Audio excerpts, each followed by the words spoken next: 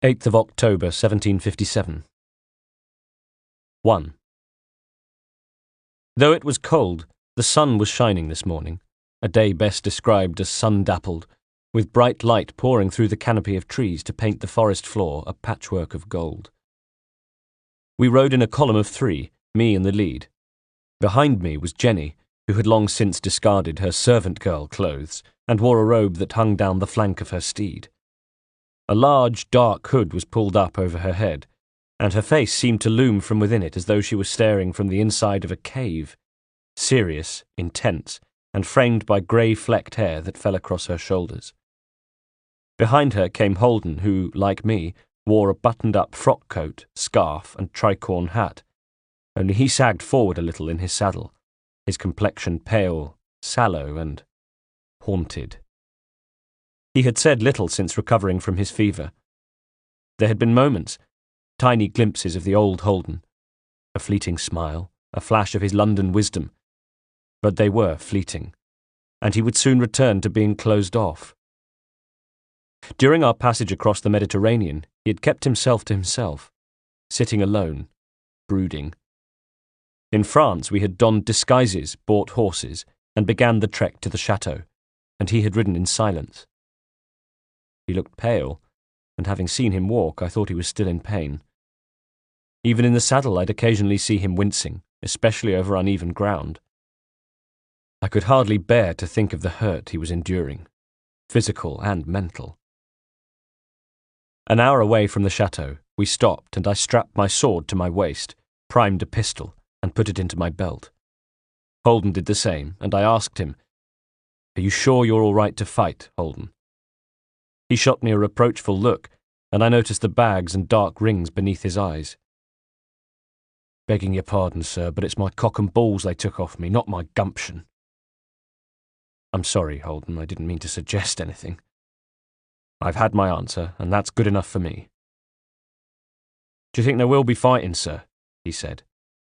And again I saw him wince as he reached to bring his sword close at hand. "I don't know, Holden. I really don't." As we came close to the chateau, I saw the first of the patrols. The guard stood in front of my horse and regarded me from beneath the wide brim of his hat.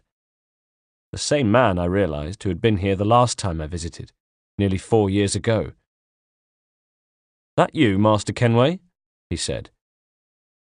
"Indeed it is, and I have 2 companions," I replied.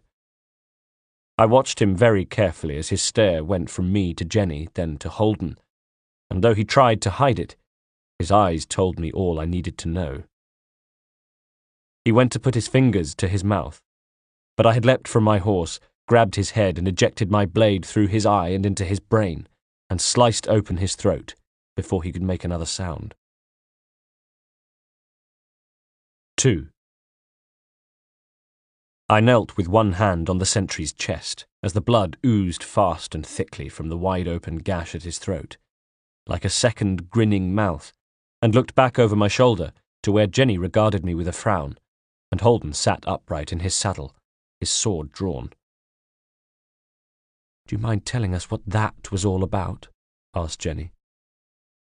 "He was about to whistle," I replied, scanning the forest around us. "He didn't whistle last time."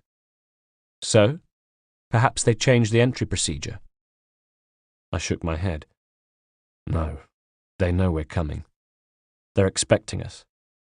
The whistle would have warned the others. We wouldn't have made it across the lawn before they cut us down."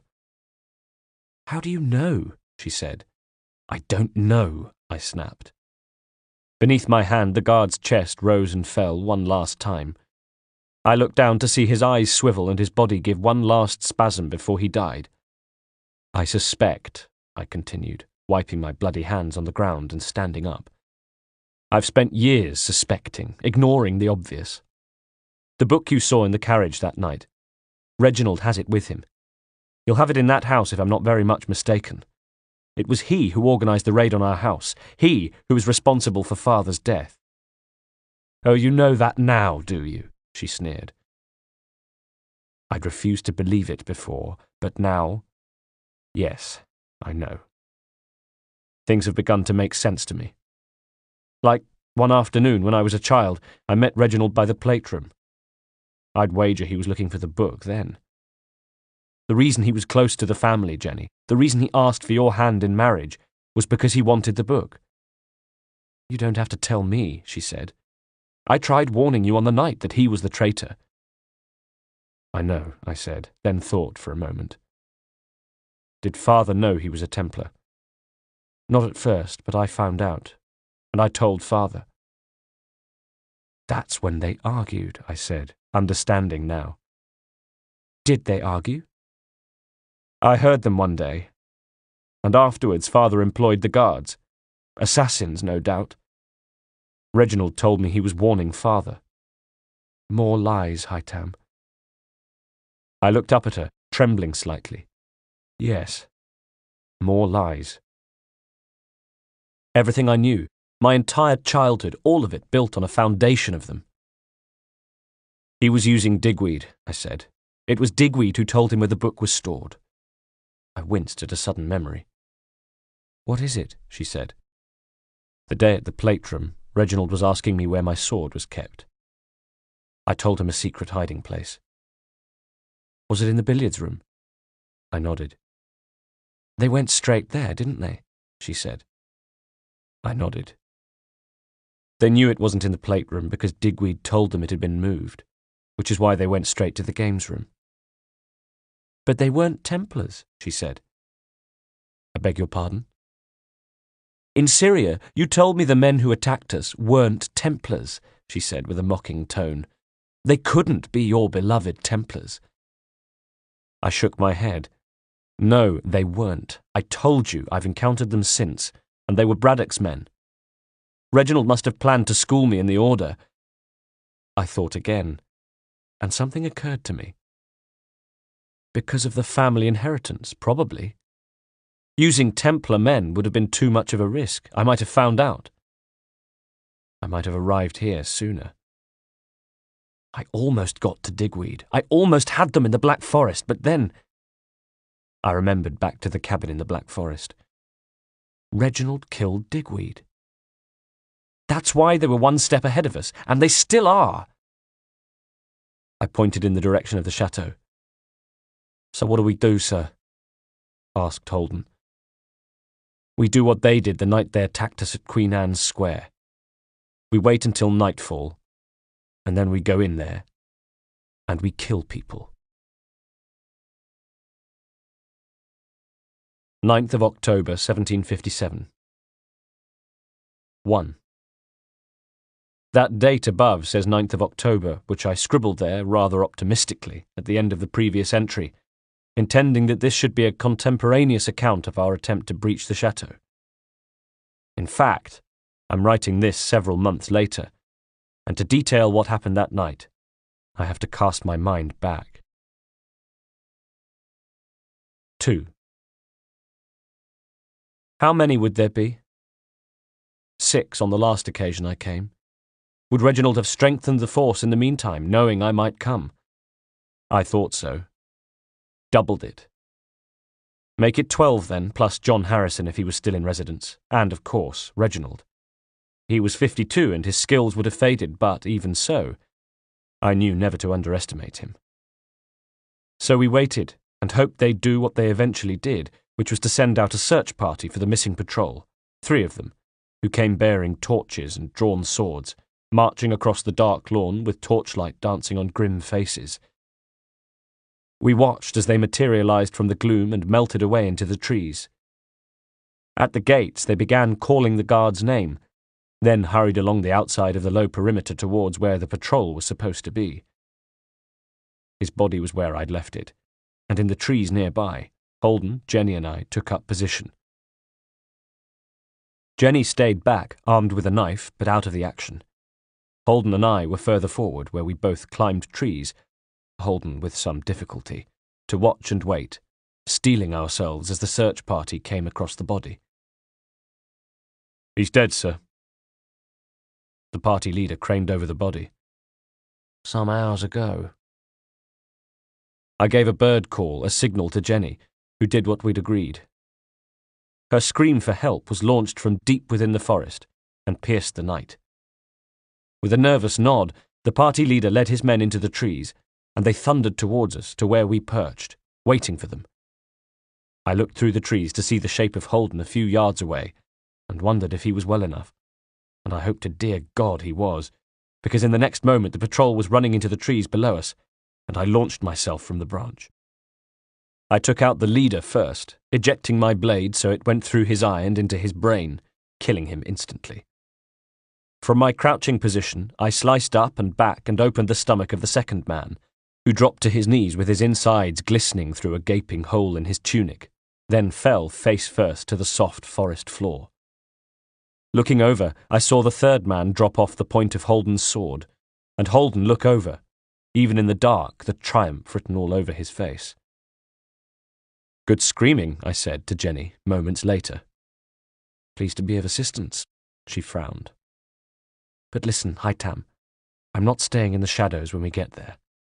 She raised the knife. "I want to deal with Birch myself. He took my life away from me.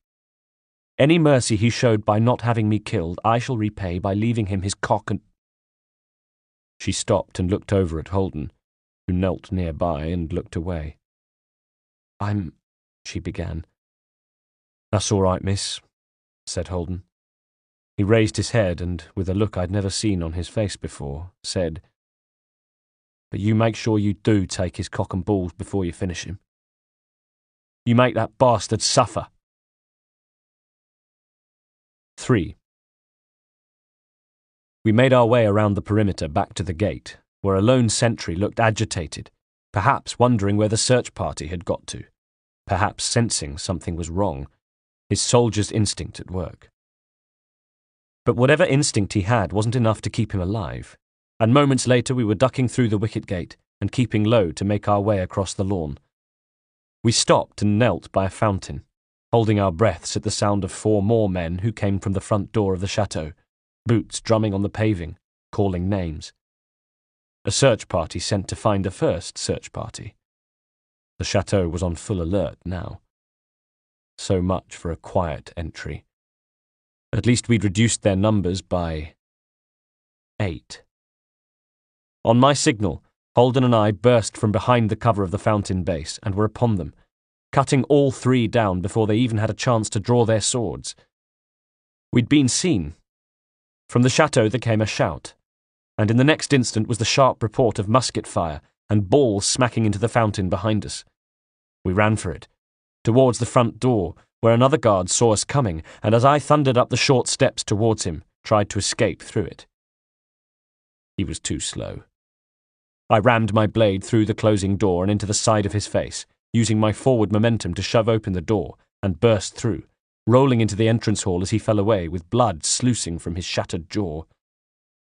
From the landing above came the crack of musket fire, but the gunman had aimed too high, and the ball smacked harmlessly into wood. In an instant I was on my feet, and charging towards the stairway, bounding up towards the landing, where the sniper abandoned his musket with a yell of frustration, pulled his sword from its sheath, and came to meet me. There was terror in his eyes. My blood was up. I felt more animal than man, working on pure instinct, as though I had levitated from my own body and was watching myself fight. In moments I had opened the gunman and toppled him over the banister to the entrance hall below, where another guard had arrived just in time to meet Holden as he burst through the front door, with Jenny behind him. I leapt from the landing with a shout, landing softly on the body of the man I'd just thrown over, and forcing the new arrival to swing about and protect his rear. It was all the opportunity Holden needed to run him through. With a nod I turned and ran back up the stairs, in time to see a figure appear on the landing, and I ducked at the crack of gunfire as a ball slapped into the stone wall behind me. It was John Harrison, and I was upon him before he had a chance to draw his dagger, snatching a fistful of his nightshirt, and forcing him to his knees, drawing back my blade arm to strike. "Did you know?" I snarled. "Did you help take my father and corrupt my life?"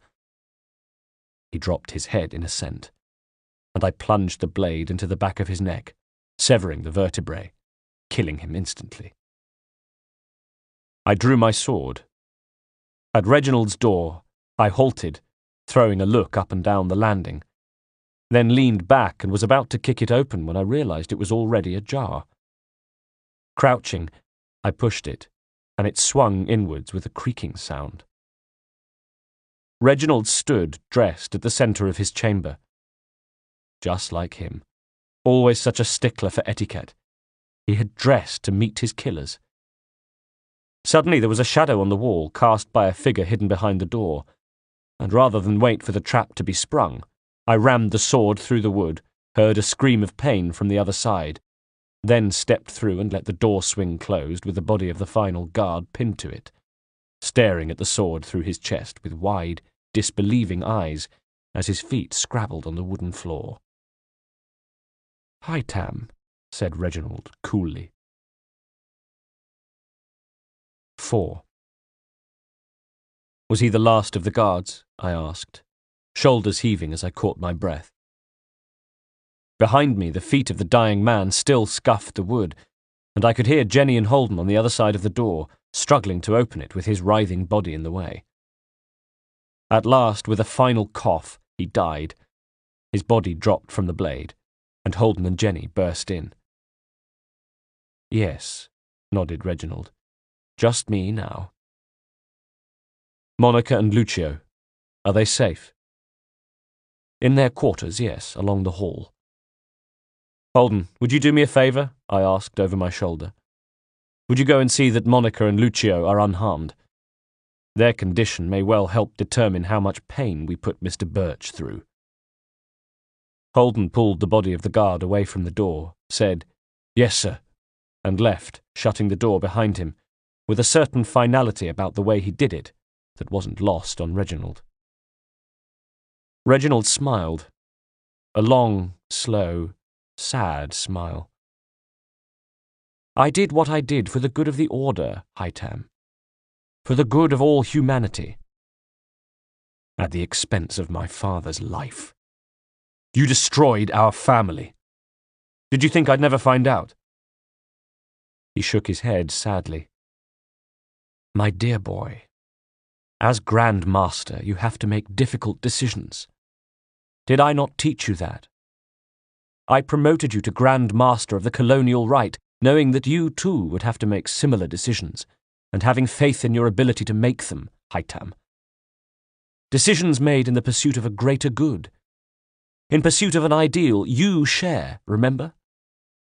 You ask, did I think you'd ever find out?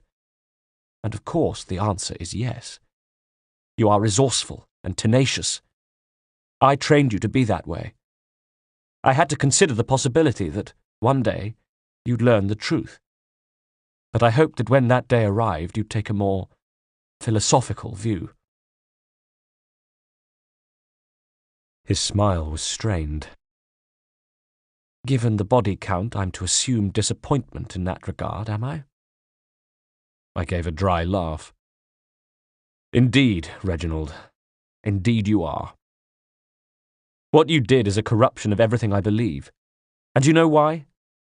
You did it not with the application of our ideals, but with deceit. How can we inspire belief when what we have in our heart is lies?" He shook his head disgustedly. "Oh, come on, that's naive rubbish. I'd have expected it of you as a young adept, but now? During a war, you do what you can to secure victory. It's what you do with that victory that counts." "No. We must practice what we preach. Otherwise our words are hollow." "There speaks the assassin in you," he said, his eyebrows arched. I shrugged. "I'm not ashamed of my roots.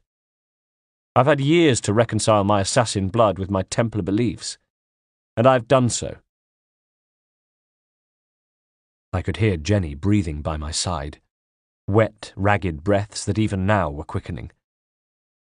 "Ah, so this is it," scoffed Reginald. "You consider yourself a moderate, do you?" I said nothing. "And you think you can change things?" he asked with a curled lip. But the next person to speak was Jenny. "No, Reginald," she said. "Killing you is to take revenge for what you have done to us." He turned his attention to her. acknowledging her presence for the first time. "And how are you, Jenny?" he asked her, raising his chin slightly, then adding, disingenuously, "Time has not withered you, I see." She was making a low, growling sound now. From the corner of my eye, I saw the hand holding the knife come forward threateningly. So did he. "And your life as a concubine," he went on, "was it a rewarding time for you? I should imagine you got to see so much of the world, so many different people, and varied cultures." He was trying to goad her, and it worked. With a howl of rage born of years of subjugation, she lunged at him as though to slash him with the knife. "No, Jenny!" I shouted, but too late, because of course he was ready for her. She was doing exactly what he'd hoped she'd do, and as she came within striking distance, he snatched out his own dagger, it must have been tucked into the back of his belt, and avoided her knife swipe with ease. Then she was howling in pain and indignation as he snatched and twisted her wrist. Her knife dropped to the wood, and his arm locked around her neck with his blade held to her throat. Over her shoulder he looked at me, and his eyes twinkled. I was on the balls of my feet, ready to spring forward, but he pushed the blade to her throat and she whimpered, both of her arms at his forearm, trying to dislodge his grip. He warned, and already he was edging around, keeping the knife to her throat, pulling her back towards the door, the expression on his face changing, though, from triumph to irritation as she began to struggle. "Keep still," he told her through gritted teeth. "Do as he says, Jenny," I urged. But she was thrashing in his grip. Perspiration-soaked hair plastered to her face, as though she was so revolted by being held by him that she would rather be cut than spend another second in such close proximity. And cut she was, blood flowing down her neck. "Will you hold still, woman?" he snapped, beginning to lose his composure. "For the love of God, do you want to die here?" "Better that and my brother put you to death than allow you to escape," she hissed, and continued to strain against him. I saw her eyes flick to the floor. Not far away from where they struggled was the body of the guard, and I realized what she was doing a second before it happened. Reginald stumbled against an outstretched leg of the corpse and lost his footing. Just a little, but enough. Enough so that when Jenny, with a yell of effort, thrust backwards, he tripped over the corpse and lost his balance, thumping heavily against the door, where my sword was still stuck fast through the wood. His mouth opened in a silent shout of shock and pain. He still held Jenny, but his grip relaxed and she dropped forward, leaving Reginald pinned to the door, and looking from me to his chest where the point of the sword protruded from it. When he pulled a pained face, there was blood on his teeth. And then, slowly, he slid from the sword and joined the first guard on the floor, his hands at the hole in his chest, blood soaking his clothes and already beginning to pool on the floor. Turning his head slightly, he was able to look up at me. "I tried to do what was right, Hightam," he said. His eyebrows knitted together. "Surely you can understand that." I looked down upon him and I grieved, but not for him, for the childhood he'd taken from me. "No," I told him, and as the light faded in his eyes, I hoped he would take my dispassion with him to the other side. "Bastard!" screamed Jenny from behind me. She had pulled herself to her hands and knees, where she snarled like an animal. "Count yourself lucky I didn't take your balls." But I don't think Reginald heard her. Those words would have to remain in the corporeal world. He was dead. 5. From outside there was a noise, and I stepped over the body and pulled the door open, ready to meet more guards if need be. Instead, I was greeted by the sight of Monica and Lucio passing by on the landing, both clutching bundles and being ushered towards the stairs by Holden. They had the pale, gaunt faces of the long incarcerated, and when they looked over the rail to the entrance hall beneath, The sight of the bodies made Monica gasp and clutch her hand to her mouth in shock. "I'm sorry," I said, not quite sure what I was apologizing for. For surprising them? For the bodies? For the fact that they had been held hostage for 4 years? Lucio shot me a look of pure hatred, then looked away. "We don't want your apologies, thank you, sir," replied Monica in broken English. "We thank you for setting us free at last." "If you wait for us, we'll be leaving in the morning," I said. "If that's all right with you, Holden." "Yes, sir." "I think we would rather set off as soon as we have gathered together what supplies we need to return home," replied Monica. "Please wait," I said, and could hear the fatigue in my voice. "Monica, Lucio, please wait, and we shall all travel together in the morning to ensure you have safe passage." "No, thank you, sir." They had reached the bottom of the stairs, and Monica turned her face to look up at me. "I think you have done quite enough. We know where the stables are. If we could help ourselves to supplies from the kitchen and then horses." Of course. Do you have anything to defend yourselves with, should you run into bandits?" I bounded quickly down the stairs and reached to take a sword from one of the dead guards. I handed it to Lucio, offering him the handle. "Lucio, take this," I said. "You'll need it to protect your mother as you make your way home."